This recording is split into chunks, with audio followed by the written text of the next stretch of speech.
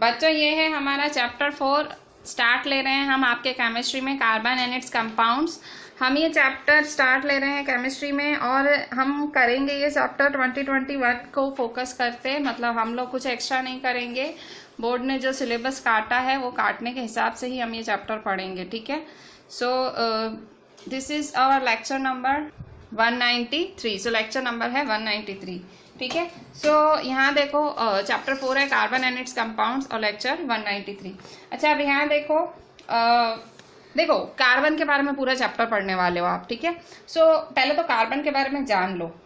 Carbon जो है हमारे अर्थ में जो कार्बन है वो 0.02% है और वो कार्बोनेट्स, हाइड्रोजन कार्बोनेट्स, कोल, पेट्रोलियम इन सब के फॉर्म में अवेलेबल है, ठीक है।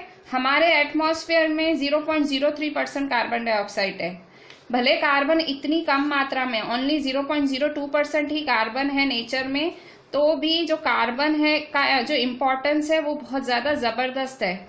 इस चैप्टर में हम कार्बन की प्रॉपर्टीज पढ़ेंगे कि जिसकी वजह से वो इतना इम्पोर्टेंट कंपाउंड है कि उसके ऊपर पूरा चैप्टर बन गया, ठीक है। कार्बन एंड इट्स कंपाउंड्स पूरा चैप्टर बन गया है। सो हम वही देखने वाले हैं। अब यहाँ देखो पहले तो कार्बन को जानते हैं। So atomic number of carbon is 6। Atomic number of carbon 6 है। सो इसकी इलेक्ट्रॉनिक कॉन्फ़िगरेशन क्या होगी 2,4। देखो और इसमें 6 प्रोटॉन्स और 6 इलेक्ट्रॉन्स हैं, ठीक है। So also it has 6 neutrons, so the mass number is 12, ठीक है। Atomic number of carbon is 6 और इस देखो एटॉमिक नंबर 6 होता है, ठीक है। सो जो एटॉमिक नंबर होता है उतने ही प्रोटॉन्स और उतने ही इलेक्ट्रॉन्स होते हैं, मतलब जो एटॉमिक नंबर होता है उतने ही प्रोटॉन्स उतने ही इलेक्ट्रॉन्स। प्रोटॉन्स कहाँ होते हैं, या सेंटर में होते हैं, ये देखो 6 प्रोटॉन, और जो इलेक्ट्रॉन्स होते हैं ये इलेक्ट्रॉन्स होते हैं बाहर, ठीक है। Also it has 6 neutrons. इसके पास 6 न्यूट्रॉन्स भी होते हैं। 6 न्यूट्रॉन्स ये वो भी सेंटर में ही होते हैं, प्रोटॉन और न्यूट्रॉन। देखो 6 का तो कुछ बहुत ज्यादा गहरा नाता लग रहा है कार्बन में।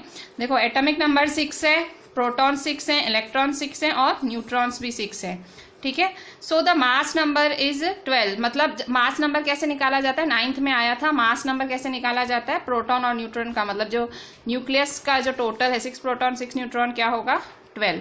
अच्छा ये वाली मास नंबर को आप एटॉमिक मास से मत मिलाना। Atomic mass is a different thing, ठीक है। एटॉमिक मास इसका 12 होता है कार्बन का, अगर आपको याद हो तो। सो यहाँ हम मास नंबर की बात कर रहे हैं, ठीक है। ये भी 12 ही है, but atomic mass and mass number थोड़ा सा स्लाइट डिफरेंस है। सो 6 प्रोटॉन प्लस 6 न्यूट्रॉन, मतलब प्रोटॉन और न्यूट्रॉन का प्लस होता है mass number. Electronic configuration carbon की है 2,4, ठीक है। 2,4 6 है एटॉमिक नंबर और इसका इलेक्ट्रॉनिक कॉन्फ़िगरेशन है 2,4। वैलेंस इलेक्ट्रॉन्स 4 हुए, मतलब बाहर के इसमें 4 हुए, सो इट्स वैलेंसी इज 4, ठीक है। इलेक्ट्रॉनिक कॉन्फ़िगरेशन 2,4 है, सो वैलेंस इलेक्ट्रॉन्स 4 हैं और इसकी वैलेंसी क्या हुई 4। सो इट इज टेट्रावैलेंट। टेट्रावैलेंट क्या होता है, टेट्रा मतलब 4, वैलेंट मतलब वैलेंसी, जो 4 वैलेंसी होती है, मतलब इसके पास 4 लेने की या 4 देने की वैलेंसी है, ठीक है। So why is carbon so important, carbon इतना ज्यादा इम्पोर्टेंट क्यों है।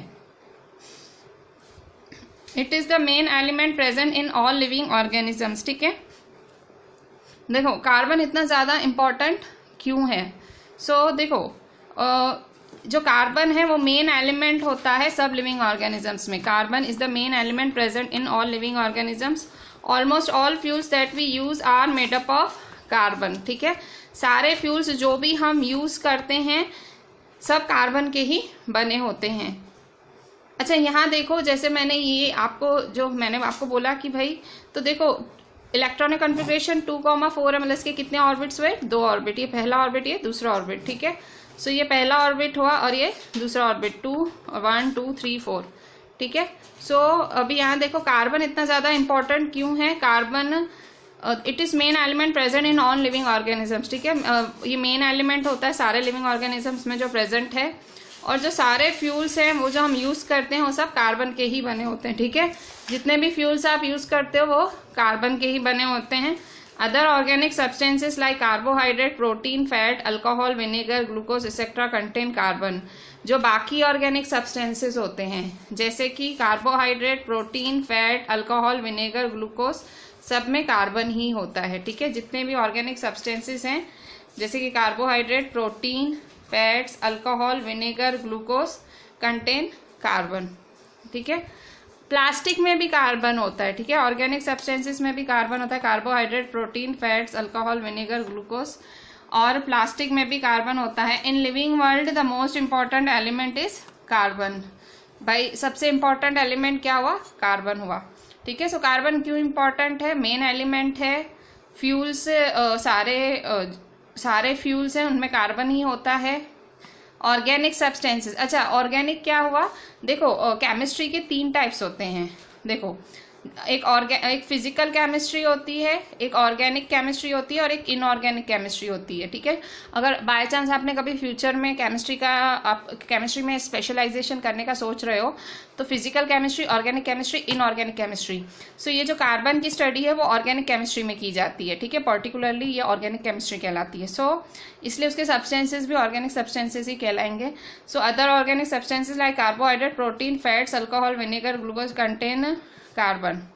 प्लास्टिक में भी कार्बन है, प्लास्टिक है carbon. In living world the most important element is carbon, ठीक है। हमारा जो लिविंग वर्ल्ड है, मतलब जो हमारा पूरा सृष्टि है, सृष्टि में ये चीज सबसे पहले ही मैंने आपको बोल दी थी कि भाई कार्बन जो है वो मोस्ट इंपॉर्टेंट एलिमेंट है। तो कार्बन में यूनिकनेस क्या है? कार्बन में मतलब अलग चीज क्या है? What is the uniqueness in carbon? देखो अब it can form huge number of compounds. Carbon की सबसे बड़ी खासियत, कार्बन से सबसे ज्यादा कंपाउंड्स बनते हैं। मैं आपको मीथेन बोलूँ तो CH4 कार्बन, इथेन बोलूँ तो C2H6 कार्बन, मैं आपको प्रोपेन बोलूँ C3H8 कार्बन। सो कार्बन इतने ज्यादा कंपाउंड्स बनते हैं, ह्यूज नंबर ऑफ कंपाउंड्स बनते हैं। सो यही इसकी सबसे पहली खासियत है कि ये ऐसा एलिमेंट है जो इतने सारे कंपाउंड्स बना सकता है। Number of all carbon compounds is greater than all non carbon compounds. Even अगर मैं इसको और ज्यादा एक्सैजरेट करूं और ज्यादा मैं इसको एक्सटेंसिवली बोलूं तो जो कार्बन से बनने वाले कंपाउंड्स हैं उनकी मात्रा ज्यादा होती है कार्बन से नहीं बनने वाले कंपाउंड से, ठीक है। सो कार्बन कंपाउंड्स की मात्रा ज्यादा होती है। So organic chemistry studied as a separate branch of chemistry. इसलिए ऑर्गेनिक केमिस्ट्री को हम एक अलग ही, ये बात मैं आगे बोल चुकी हूँ कि भाई इसीलिए यही कारण है कि क्योंकि कार्बन कंपाउंड्स इतने ज्यादा वास्ट हैं, इतने ज्यादा हैं कि ये एक पूरी ब्रांच में ही पढ़े जाते हैं, क्योंकि इतने ज्यादा है, इतनी एक्सटेंसिव स्टडी है कि एक में पूरी भाई सिर्फ एक केमिस्ट्री में आप पढ़ लो। तो इसलिए ऑर्गेनिक केमिस्ट्री में इसको कार्बन्स के बारे में पढ़ा जाता है। Methane CH4, ethane C2H6, propane C3H8 और ब्यूटेन है C4H10, ठीक है। सो अब यहाँ देखें टाइप्स ऑफ कोवेलेंट बॉन्ड, ठीक है। सो टाइप्स ऑफ कोवेलेंट बॉन्ड, तो मैंने जैसे आपको बोला था कि कार्बन की इतनी वैरायटी है, तो ये देखो हाइड्रोकार्बन से सारे, मतलब कार्बन और हाइड्रोजन से बनने वाले, ठीक है, मीथेन, इथेन, प्रोपेन, ब्यूटेन, ठीक है। सो CH4, C2H6, C3H8, C4H10, ठीक है। अच्छा अब यहाँ देखो types of covalent bond. So types of covalent bond, so first है, देखो 2 तरह की कोवेलेंट बॉन्ड्स होती हैं, आयोनिक बॉन्ड होती है और कोवेलेंट बॉन्ड, ठीक है। सो 2 तरह की कोवेलेंट बॉन्ड होती है, आयोनिक बॉन्ड और कोवेलेंट बॉन्ड, ठीक है। आयोनिक बॉन्ड होती है और कोवेलेंट बॉन्ड होती है, ठीक है। सो आयोनिक बॉन्ड क्या होती है? आयोनिक बॉन्ड का एग्जांपल है NaCl, ठीक है, NaCl है।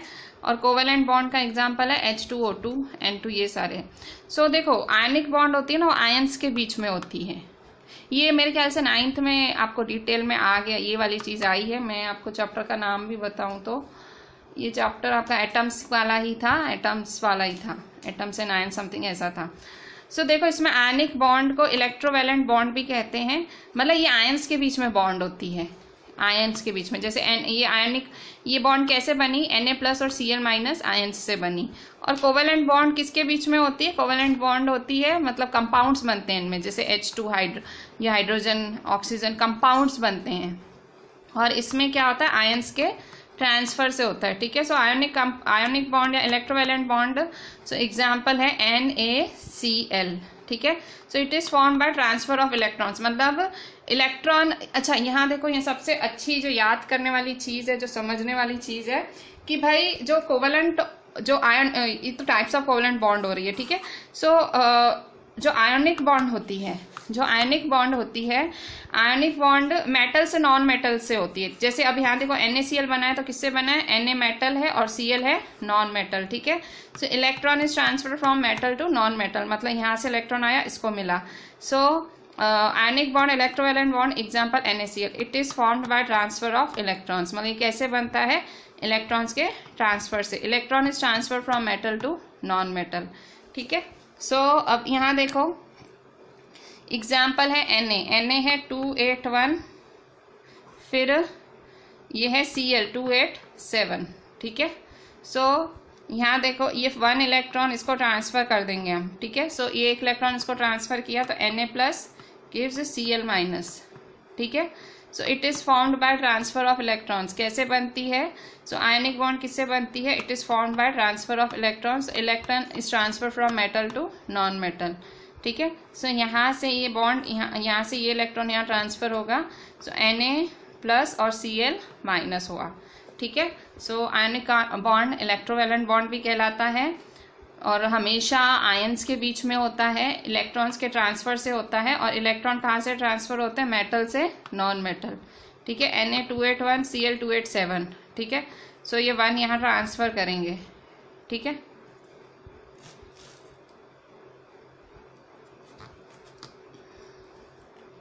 कोवेलेंट बॉन्ड है, example hydrogen, oxygen, nitrogen, CH4 HCl, ठीक है। सो अब यहाँ देखो इसमें भी शेयरिंग ऑफ इलेक्ट्रॉन होता है, पर इसमें देखो नॉन मेटल से नॉन मेटल, ठीक है। मतलब कोवेलेंट बॉन्ड नॉन मेटल से नॉन मेटल के बीच बनती है, ठीक है। और जो आयनिक बॉन्ड है वो मेटल से non metal, metal non metal के बीच। और ये किसके बीच बनती है, नॉन मेटल के बीच बनती है, ठीक है। सो देखो हाइड्रोजन है, ऑक्सीजन है, नाइट्रोजन, CH4 HCl, ठीक है। सो शेयरिंग ऑफ इलेक्ट्रॉन होता है यहाँ पे भी। सो जैसे ये अब ये देखो ये दोनों हाइड्रोजन नॉन मेटल है, ठीक है। सो कैसे बनेगा, अब यहाँ देखो ये कोवेलेंट है, को मतलब शेयरिंग, कोवेलेंट मतलब वैलेंसी को शेयर करना। अब देखो हाइड्रोजन के जो आउटर मोस्ट ऑर्बिट है उसमें कितना इलेक्ट्रॉन होता है, 1, ठीक है। हाइड्रोजन के आउटर मोस्ट, ये मैं आपको समझाती हूँ अलग से। बच्चों आयनिक बॉन्ड देखो, पहले मैं आपको समझा देती हूँ। देखो आयनिक बॉन्ड क्या होता है, देखो अब यहाँ पे Na है आपका 281, Cl है 287, ठीक है। सो अब यहाँ देखो इसका देखो आउटर मोस्ट ऑर्बिट में 1 इलेक्ट्रॉन है, इसके आउटर मोस्ट ऑर्बिट में 7 है। सो ये 1 इलेक्ट्रॉन इसके पास जाएगा, ठीक है। इसकी Na प्लस है और ये Cl माइनस है, ठीक है। तो इसका इलेक्ट्रॉन एक इधर जाएगा। सो ये जो इसका बॉन्ड है, तो अब मतलब इसने इससे ले लिया, ठीक है। ये Na इलेक्ट्रॉन था, ये Na था और ये Cl था, ठीक है। सो जब इसने इसको दिया तो ये आयन बन गया Na प्लस और ये Cl माइनस। मतलब जब डोनेट करते हैं, ठीक है, जब ये डोनेट करते हैं, यहाँ देखो Na 281, इसकी ये इलेक्ट्रॉनिक कॉन्फ़िगरेशन थी, ये Cl की इलेक्ट्रॉनिक कॉन्फ़िगरेशन थी, ठीक है। तो इसने डोनेट किया, ये डोनर है और ये एक्सेप्टर है, ठीक है। सो जो इसने जब डोनेट किया, इसको इलेक्ट्रॉन इसने डोनेट किया तो ये क्या हो गया, पॉजिटिव, और इसने एक्सेप्ट किया तो नेगेटिव हो गया, ठीक है। सो ये हुई आयनिक बॉन्ड, ठीक है। अब कोवेलेंट बॉन्ड देखो,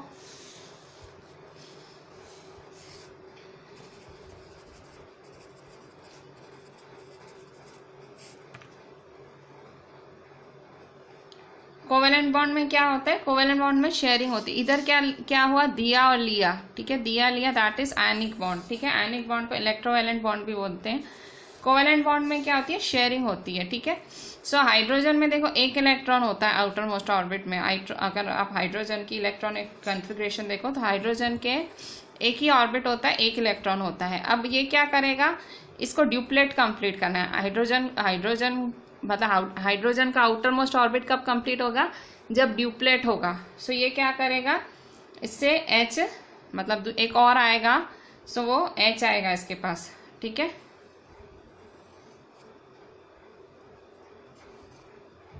ठीक है, सो ये H2, ठीक है। फिर ऑक्सीजन क्या होता है, ऑक्सीजन 2,6 होता है, ठीक है। ऑक्सीजन है, मतलब ऑक्सीजन का एटॉमिक नंबर क्या होता है 8। सो इसमें देखो 6 है। सो आउटर मोस्ट ऑर्बिट में क्या करते हैं, सो यहाँ देखो ये देखो 2 6 है तो 2 ऑर्बिट्स बनेंगे, ठीक है। सो एक ऑर्बिट, ये दूसरा ऑर्बिट, ठीक है। सो ये 1 2, ठीक है। सो 1 2 3 4 5 6, ठीक है। सो यहाँ देखो अब इसके पास देखो 6 हैं यहाँ आउटर, हमको है ना आउटर मोस्ट ऑर्बिट का कंप्लीट करना होता है, ठीक है। सो देखो यहाँ 6 हैं तो इसको 8 करना है आपको। सो देखो इसको 8 करने के लिए कहाँ एक और ऑक्सीजन चाहिए होगा, इसलिए देखो ये इस तरह से अब एक और ऑक्सीजन आएगा और इसको कंप्लीट करेगा। सो यहाँ एक और ऑक्सीजन आया, ठीक है। 1 2 3 4 5 6, ठीक है। सो ये ऑक्सीजन यहाँ, सो ये देखो ये 8 कंप्लीट हो, इसने इसको अपने 8 दे दिए, इसने इसको अपने 8 दे दिए, ठीक है। सो इस तरह से ये क्या हो गए, कंप्लीट हो गए। दोनों के पास आउटर, मतलब आउटर कोवेलेंट बॉन्ड में क्या होता है, आउटर मोस्ट आपको क्लियर करना होता है, ठीक है। और यहाँ क्या बनता है, ऑक्टेट बनता है। मतलब हम जब डबल आप 2 इलेक्ट्रॉन आउटर मोस्ट ऑर्बिट में 2 इलेक्ट्रॉन बनते हैं और कंप्लीट करते हैं, सो उसको ड्यूप्लेट कहा जाता है। और यहाँ पे octet, it completed it's octet, ठीक है। सो ये कोवेलेंट बॉन्ड में इस तरह से शेयरिंग होती है, ठीक है। सो यहाँ देखो, सो देखो sharing of electrons non metal to non metal, ठीक है। सो ये हाइड्रोजन है, सो ड्यूप्लेट कंप्लीट हुआ इसमें, यहाँ देखो ये ड्यूप्लेट कंप्लीट हुआ, ठीक है। ड्यूप्लेट कंप्लीट और सिंगल बॉन्ड बना, ठीक है, जिसको आप कोवेलेंट बॉन्ड भी कहते हो। अभी ऑक्सीजन में देखो, ऑक्सीजन है O2,6, ठीक है। सो 2,6 ये 2 है और ये 6 है, ये 2 है और ये 6 है। तो अब हम क्या करेंगे, सो यहाँ पे भी ये, यहाँ देखो इसके 6 हैं और इसके 6 हैं, ठीक है। सो 8 8 देखो कंप्लीट हुए, ठीक है। सो 8 8 कंप्लीट हुए।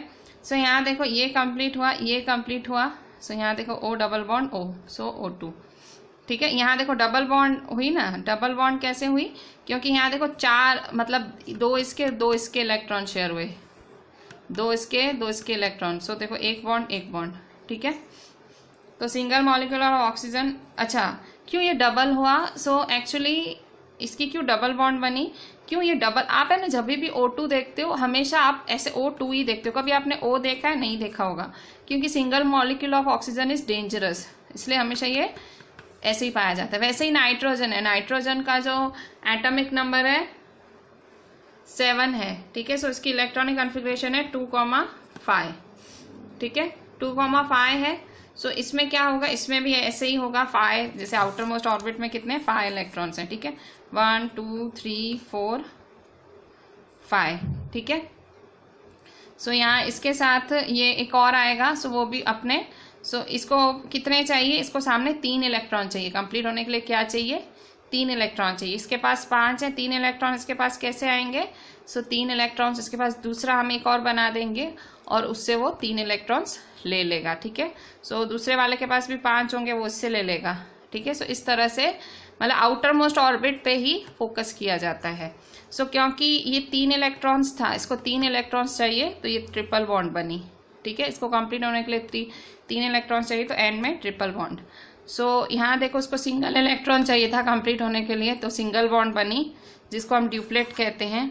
इसको देखो 2 इलेक्ट्रॉन्स चाहिए थे तो डबल बॉन्ड, इसको 3 चाहिए थे तो ट्रिपल बॉन्ड। बच्चों अभी अभी मैंने आपको कोवेलेंट बॉन्ड सिखाई, ठीक है। सो कोवेलेंट बॉन्ड जो है उसको ज़्यादा अच्छे से एक्सप्लेन करने के लिए हम देखते हैं लुईस डॉट स्ट्रक्चर। सो लुईस डॉट स्ट्रक्चर में यही होता है, जो बॉन्ड बनते हैं और जो कॉन्फ़िगरेशन है वो कंप्लीट होती है, ठीक है। सो जैसे कि हाइड्रोजन है, ठीक है।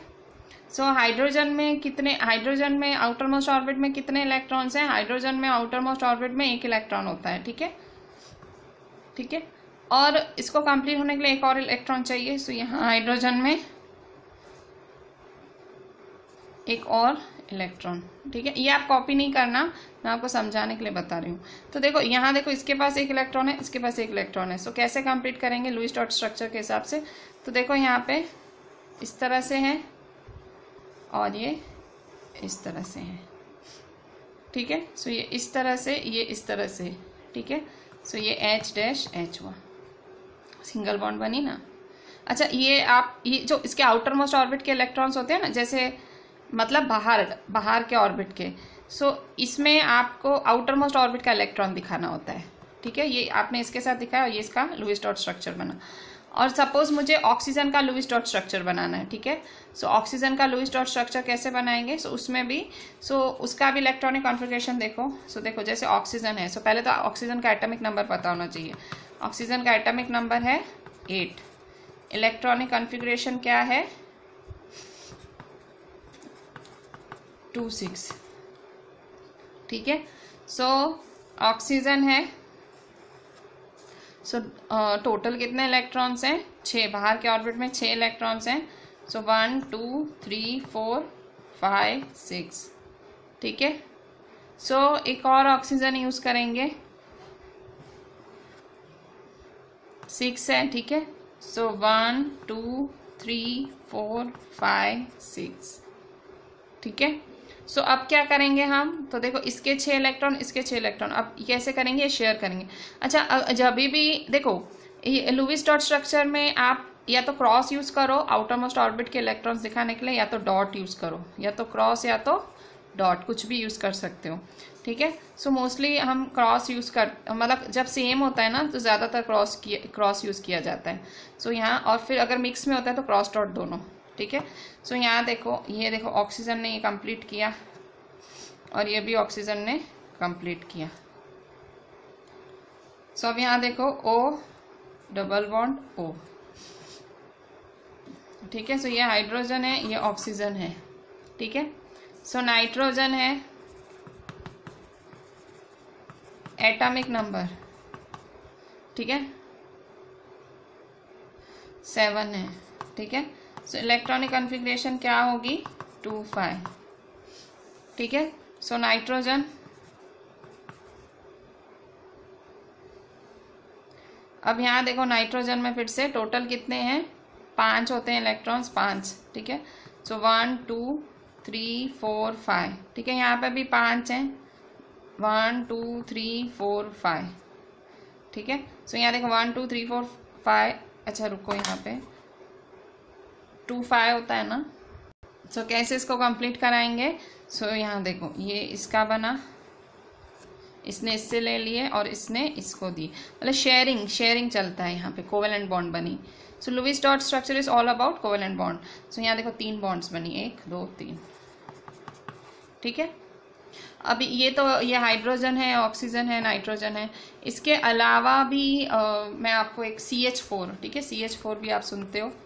सो अभी ये जो कंपाउंड है, ये सारे क्या थे? मॉलिक्यूल्स थे भाई, hydrogen molecule, oxygen molecule, nitrogen molecule.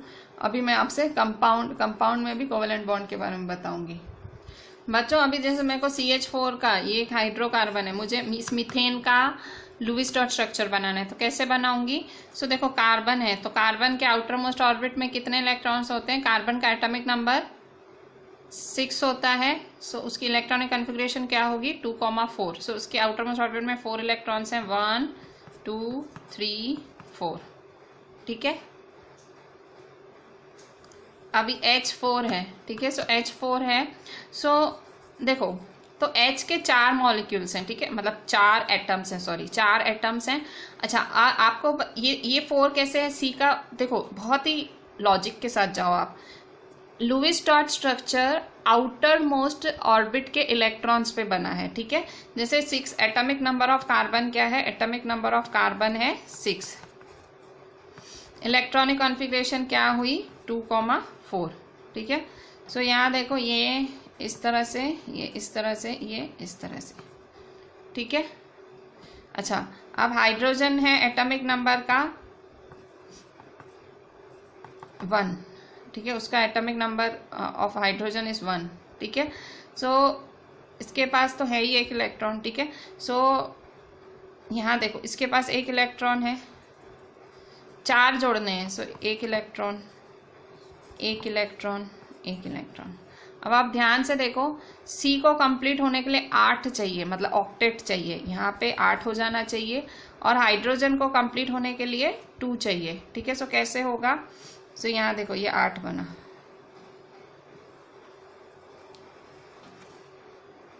ठीक है, और हाइड्रोजन देखो ड्यूप्लेट बना रहा है।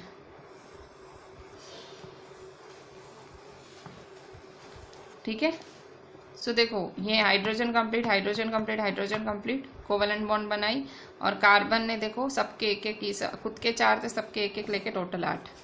ठीक है, सो इस तरह से ये कंप्लीट हुआ। सो देखो CH4, ठीक है, सो CH4 हुआ ये। ठीक है, सो इस तरह से आप कर सकते हो, ये आपका मीथेन का। ठीक है, ये एक आपका हाइड्रोकार्बन है। सो ऐसे ही मैं आपको इथेन का होमवर्क देती हूँ। इथेन का आपको ट्राई करना। इथेन जो है, इथेन की जो फॉर्मूला है C2H6 होती है। ठीक है, सो आपको 2 C बनाने पड़ेंगे और 6 H। ठीक है, यहाँ एक H, एक H यहाँ, एक H यहाँ, एक H यहाँ, एक H यहाँ, एक H यहाँ। ठीक है, इसके भी 4 इलेक्ट्रॉन्स होंगे, इसके 4 होंगे, बहुत ही आराम से हो जाएगा। ठीक है, सो इसका मैं आपको होमवर्क देती हूँ। ठीक है, इवन प्रोपेन का भी ये 2 आप होमवर्क में करना, लुईस डॉट स्ट्रक्चर। ठीक है, अच्छा, ये लुईस डॉट स्ट्रक्चर परफेक्टली देखो मैंने यहाँ किया हुआ है ऑलरेडी, लुईस डॉट स्ट्रक्चर में जो मैंने अभी सारा आपको समझाया। सो यहाँ देखो ये H है, ठीक है, ये H है, ये H है। सो H में 1 इलेक्ट्रॉन, इसमें 1 इलेक्ट्रॉन है। सो H बॉन्ड, यहाँ H बॉन्ड H हुआ। ठीक है, फिर O है, O के देखो टोटल 6 हैं, इसके भी 6 हैं। सो डबल बॉन्ड हुआ, O double bond O। N है, ठीक है, 1 2 3, ठीक है, और ये C है।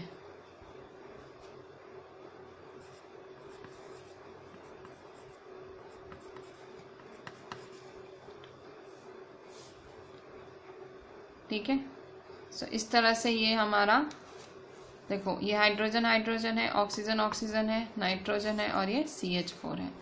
ठीक है, सो अब इस तरह से लुईस डॉट स्ट्रक्चर है। तो 2 मैंने आपको 2 होमवर्क में दिए, ये 4 आपको ड्रॉ करने हैं। ठीक है, लुईस डॉट स्ट्रक्चर इस तरह से।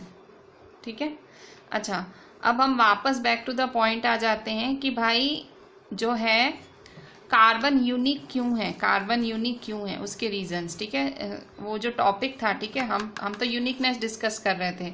यूनिकनेस में फिर मैं बॉन्ड समझाने लग गई, फिर बॉन्ड में हम चले गए अंदर, फिर बॉन्ड समझने लगे तो लुईस डॉट समझ लिया। ठीक है, बट जो हम पढ़ रहे थे उस टाइम हम कार्बन के बारे में, कार्बन की जो गाथा पढ़ रहे थे, भाई कार्बन महान क्यों है।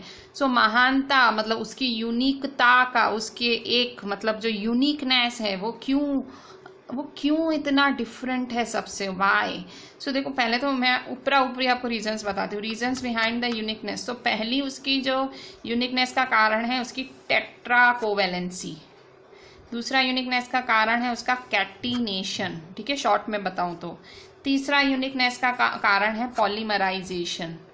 चौथा है आइसोमरिज्म। ठीक है, ये 4 कारण हैं जो कार्बन को इतने महान बनाते हैं। So what do you mean by tetra covalency. Tetra मतलब 4 होता है, कोवेलेंसी मतलब कि वो 4 बॉन्ड अपना 4 इलेक्ट्रॉन्स शेयर कर सकता है। उसके आउटर मोस्ट ऑर्बिट में 4 इलेक्ट्रॉन्स होते हैं और वो शेयर कर सकता है। आप कहोगे मैम ये एक ही महान एलिमेंट है, ऐसा नहीं, सिलिकॉन भी है, जर्मेनियम है। सिलिकॉन में भी आउटर मोस्ट ऑर्बिट में 4 इलेक्ट्रॉन्स होते हैं, 14 होता है उसका एटॉमिक नंबर। इवन जर्मेनियम में भी आउटर मोस्ट ऑर्बिट में 4 होते हैं।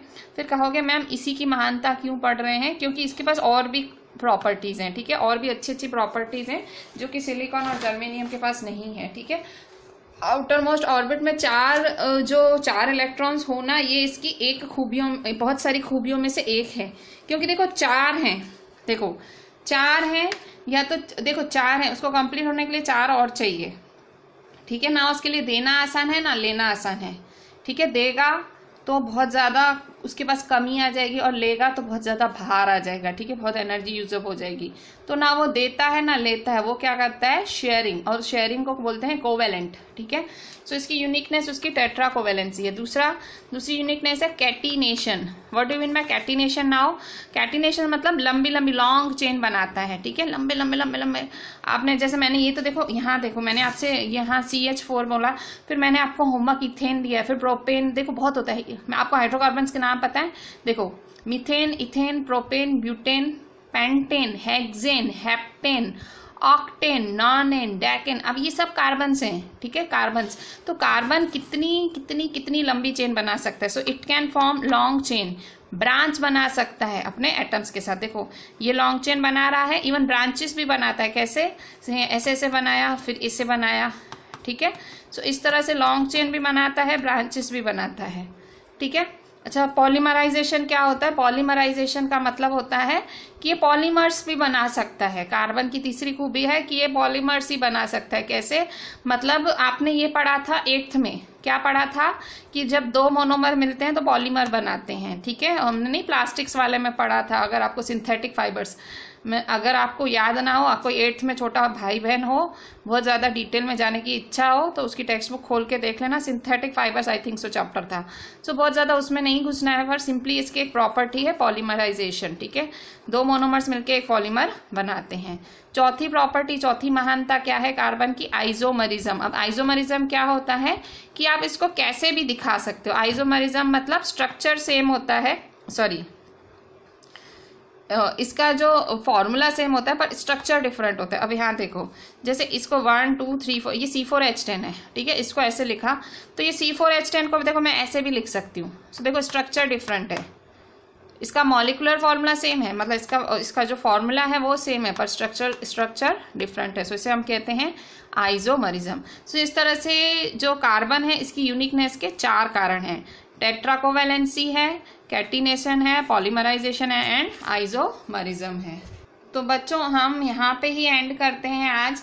कल हम डिटेल में एक एक को पढ़ेंगे, एक एक की डेफिनेशन पढ़ेंगे। भाई टेट्राकोवैलेंसी क्या होता है और कैटिनेशन क्या होता है, हम डेफिनेशन वाइज फिलहाल हम यहाँ पे एंड कर। So ending my lecture here, I will suggest at least lecture 2 बार ही देख लेना आप, ताकि आपको याद ही हो जाए देखते देखते, एंड नोट्स बहुत ज़्यादा प्रॉपरली बनाना।